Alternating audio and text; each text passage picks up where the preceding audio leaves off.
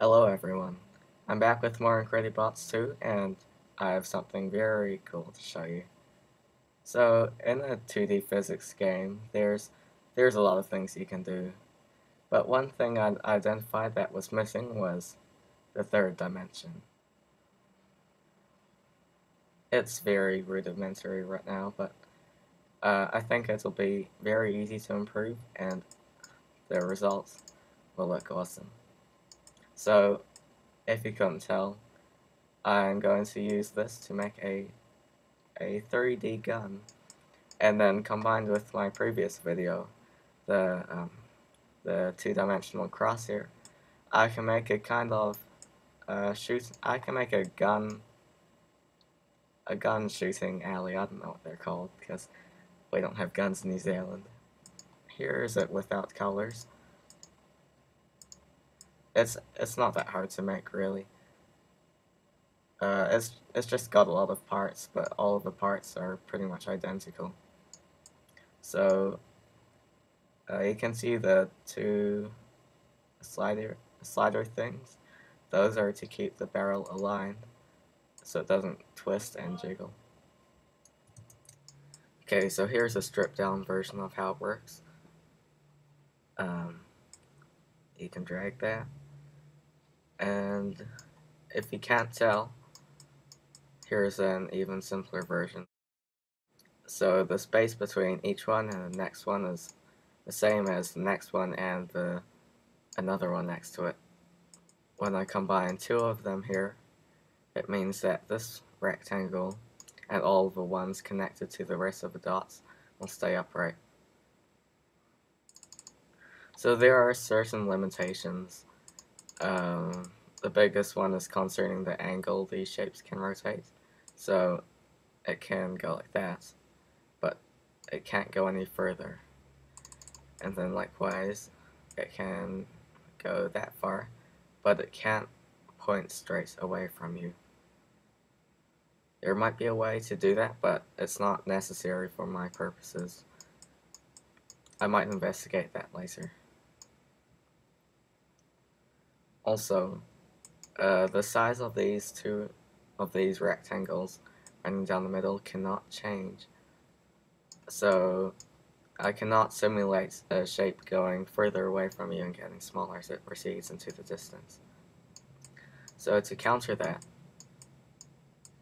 each of these rectangles is slightly smaller than the next. So it looks kind of like it's pointing away from you, but it actually isn't. There is a way to do that, but I can't use many shapes for it, otherwise it gets wobbly. It's even wobbly now as it is.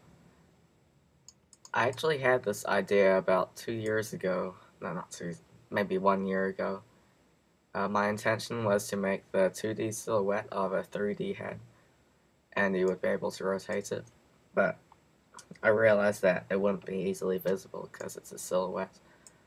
So only now did I realize how to do it, how to make it so it's stable and not jiggly. Well, there you go. That's what happens if you don't have these sliding things.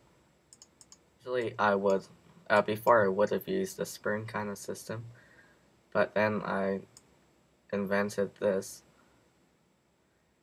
and it's much more stable.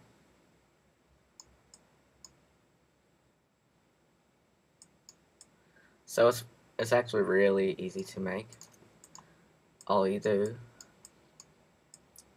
is you get to make a circle, fixate it. Oh, it doesn't have to be fixated if you don't want it to. Then you go along, make lots of little circles. Make sure they're all the same distance apart. Make sure those ones aren't fixated. Then you make a stick, and it has to be that length. There. Now you use shift to rotate it exactly 90 degrees. Add a rotating joint to the middle. And now you make a bunch of rectangles. It can be kinda, actually what you can do is rotate it 45 degrees. That's not 45. Now you draw a bunch of rectangles from the center of each one, see that? And you join them. Since you have a lot of shapes in a small area, you have to make sure that you connect each one to the right shape. So, otherwise it won't work, but it is quite easy to fix if you do make a mistake.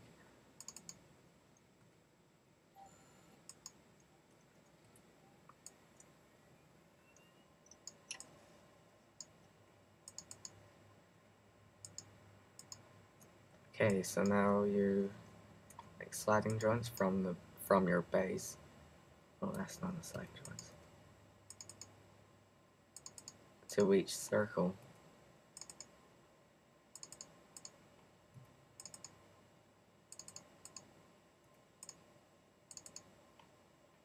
Like that.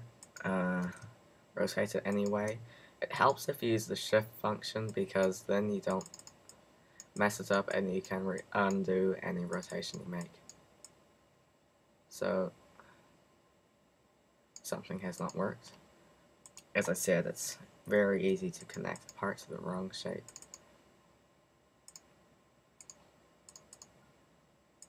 So here we go, you can drag any part of that, and all of these points will stay together. So now,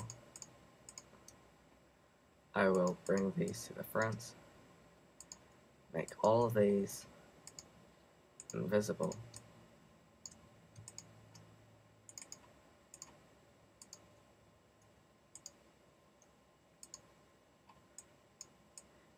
And, oh, you also have to fix the ordering of them. You can build it in this order, but sometimes you can forget. So, with a lot of imagination. Oh, there's also something I should say. You can have vectors that go from the edge of one circle to another.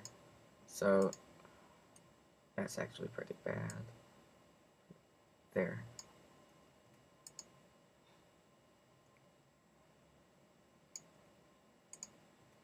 Oh, I should mention that with some parts you need a lot of precision. So now, we have a kind of vector, and then make a sliding joint in the opposite direction. Oh. Outlines behind. Oh, it doesn't work for those. And you have a bit of a cylinder. Obviously, I haven't bothered scaling on any of these shapes. And also for purposes of being brief, I don't have two of these. I only have the single one here, not two like that. So now, I can turn this on. Oops. Give it a lot of strength because it's quite weak with all those whites on the end. And you can control it.